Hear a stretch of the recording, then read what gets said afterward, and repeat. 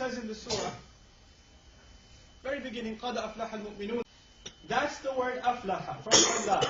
It's not just success, it's success that comes after you put in a lot of labor. It didn't just come. It didn't just make its way to you. It's something you had to put a lot of work into, endless work into. And by the way, when the farmer does put the seed in the ground and gets his animals to go in the hot sun and go and give water all around, he sees no progress at all. He does not know if this is going to be a good year or a bad year. There's no clue. Whether he sees results or not, he has to get up and he has to do his work.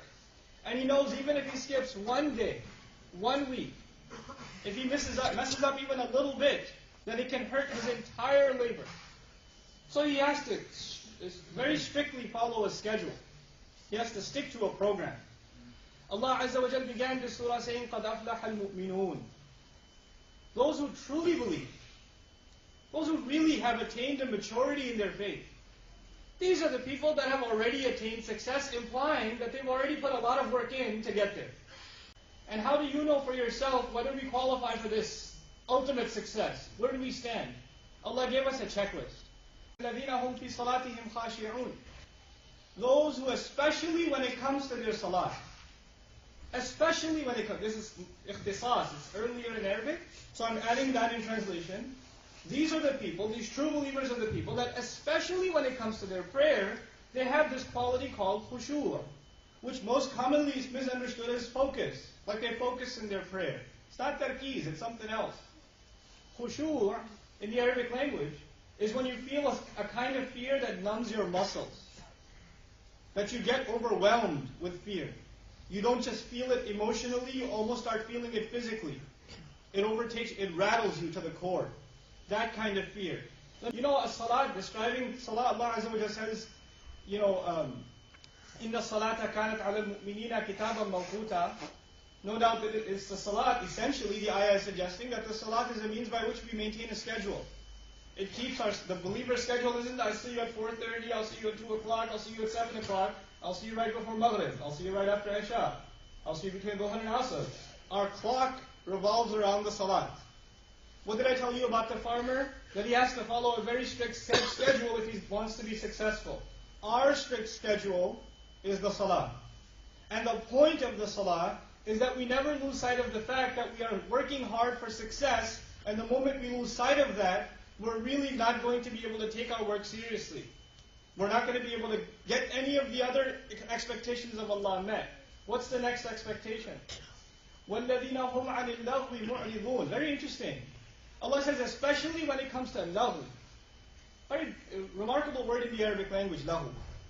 Lahu means useless conversation. Urdu speakers call it bagwas, bakbak. Arabs call it kalamun farigh. You know, in fact, in America they shoot the breeze, chit-chatting, yakety yak. That's lahu. It is also an activity, not just speech, it's an activity. That doesn't benefit you here in this world and has no benefit for you in the akhirah either. You got nothing good out of the PlayStation 3 here or in the akhirah. You got nothing good out of Angry Birds here or in the akhirah. But it took a lot of your time. It takes a lot of your time. This is lahu. Useless activity. Useless speech.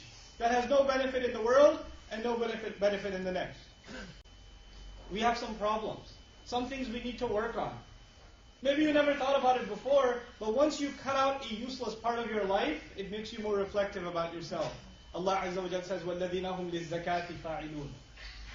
Those especially for the goal of cleansing themselves, purifying themselves. This is not just the zakat of giving zakat, because that is وَالَّذِينَ هُمْ الزَّكَاةَ مُؤْتُونَ. Different verbiage, different language. This is zakati fa'ilun. When it comes to the goal of cleansing themselves, they put themselves to work. And they put themselves to work because they realize there's something dirty, it needs to be cleaned. You know, when something's really dirty, it takes a lot of work to clean it. When the stain is deep, and it's been there for a long time. Those of you that wash dishes, if you don't wash your dishes for a couple of days, what happens to the stain? It gets stuck on it. You got to put a lot of work. If you and I have personality problems like anger, greed, jealousy, you have a problem lowering your eyes. Nobody knows, only you know, Allah knows. Nobody knows. You could be knowledgeable or not knowledgeable, it doesn't matter. You could be young man or old man. You have a problem lowering your gaze. You have that problem, and you know about it. Nobody else can tell you you have it. You have to be honest to yourself. And if you do, if you've had that problem for a long time, it takes a lot of work to get rid of it. It's not going to happen overnight. So these people, first of all, realize what's wrong with them. I get angry too easily. I insult my friends too much. I talk behind people's back too much. I watch way too much shamelessness. You know, I'm a little too friendly with the opposite gender in college or anywhere else. I get a little too casual too easily. I got to watch myself. When they realize that, they put themselves to work to try to cleanse themselves.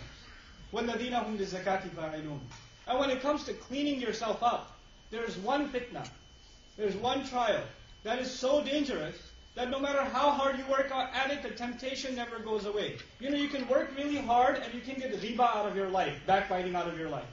You can work really hard and go from being a very angry person to becoming a patient person. It can happen. You can evolve. But there's one problem. There's one temptation that even the Prophet ﷺ was most concerned about when it came to this ummah. And that is temptation between men and women. Shamelessness. So Allah Azza wa Jal dedicates multiple ayat to this one problem in the ayat of al-mu'minun. وَالَّذِينَ هُمْ لِفُرُوجِهِمْ حَافِظُونَ, one ayah. إِلَّا عَلَىٰ أَزْوَاجِهِمْ أَوْ مَا مَلَكَتْ أَيْمَانُهُمْ فَإِنَّهُمْ غَيْرُ مَلُومِينَ, two ayat. فَمَنِ ابْتَغَى وَرَاءَ ذَلِكَ فَأُولَٰئِكَ هُمُ الْعَادُونَ, three ayat, same subject. One subject. What's that one subject? Shamelessness. When it comes to their privates, they guard them. Except on their lawful, where they can lawfully execute their temptations. We can look upon our wife. We can have a beautiful relationship with the spouse. That's fine. They keep themselves restricted to that and they're happy with that. You know, one of the things that we learned from that, I have 4 minutes left. I'm keeping an eye on the clock. One of the things we learned from that is how hard we have to work on making our marriages beautiful. How many of us, you go home, not 1 minute goes by, an argument starts. How's your day? How's your day? Why are you asking like that? Oh my God, you're so nasty. And you just go back and forth, back and forth, back and forth. But when you go to work, and the secretary says, how's your day? How's your day, Mohammed? You say, it was great. It was really beautiful. I'd love to talk to you about it. And you want to prolong the conversation. The wife asks you, how's your day? I don't want to talk about it. I'm tired right now. Don't bother me right now. We have to put work in to make our marriages beautiful, to make our marriages romantic, which is the sunnah of Allah's Messenger, sallallahu alayhi wasallam, because that protects us from shamelessness. That protects us from the waswasa of shaitan. That's part of our job as believers. We got to do that. We have to do it. We have to make time. And nothing will become better if you don't give it time. Your wife needs your time. Your husband needs your time. Just like your kids need your time, that'll be for another khutbah, another occasion, inshallah ta'ala. But وَالَّذِينَ هُمْ لِفُرُوجِهِمْ حَافِظُونَ. And at the end of, once Allah mentions they can stay away from this major problem, and by the way, I say this is an easier problem to tackle, and also a bigger problem for us to face than ever before. Because now shamelessness is staring at us down the street, on your mobile device, when you're checking your email, when you're watching the news.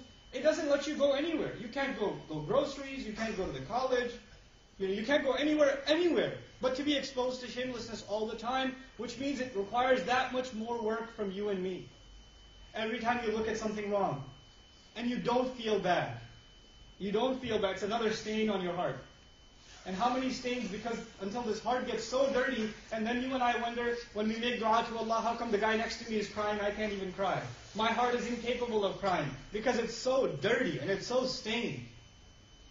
It's so stained that the light can't even get inside. Because we keep getting it dirtier and dirtier and dirtier. These are the ayat of cleaning ourselves up.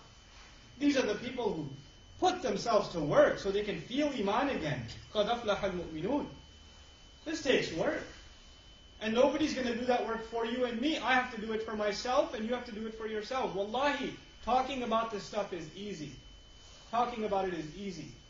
Doing something about it is serious. Allah says, وَالَّذِينَ هُمْ لِأَمَانَاتِهِمْ وَعَهْدِهِمْ رَاعُونَ وَالَّذِينَ هُمْ عَلَى صَلَوَاتِهِمْ يُحَافِظُونَ. Two things. When it comes to the things they're trusted with, and the promises that they make, they don't just fulfill them, not just mufun, ra'un. They watch over them. I've been trusted with something at my job. I've been trusted with something with my parents. I've been trusted with something in my deen, I'm going to watch over it. And by the way, The way to remember that you and I have to be people that fulfill promises across the board. Whether it's between Muslims and non-Muslims, whether it's in our family, whether it's with co-workers or business partners, every few hours we are reminded that we're supposed to be people that fulfill promises, because the next ayah takes us immediately back to the promise between us and Allah. وَالَّذِينَ هُمْ عَلَىٰ صَلَوَاتِهِمْ يُحَافِظُونَ. The one who's watching something is also guarding something. That's why they're watching it. That's why you keep your eye on it. So one ayah says watching, the other says guarding. Guarding what? The salawat. In other words, and this is my last comment, if you and I really understood what salat is supposed to make you and me reliable Muslims. It's supposed to make you and me people that keep their word, people that can be trusted. And if you're making salat, but you can't be trusted, you don't keep your word, you can't be relied upon, then there's something wrong with your salat, something's missing. Maybe you're missing the point, the fruit that comes out of this salah that's supposed to be there, the benefit, the character change that it's supposed to bring into the life of a Muslim. May Allah Azza wa Jal help us fulfill these obligations and these expectations. May Allah Azza wa Jal make these difficulties ahead of us in cleansing ourselves easier for all of us. May Allah Azza wa Jal bring a love of the Quran and a love of Allah's Messenger sallallahu alayhi wa sallam into our hearts and into the hearts of our families. Barakallahu li wa lakum fil Quran al-Hakim wa nafa'ni wa iyyakum bil ayati wa dhikr.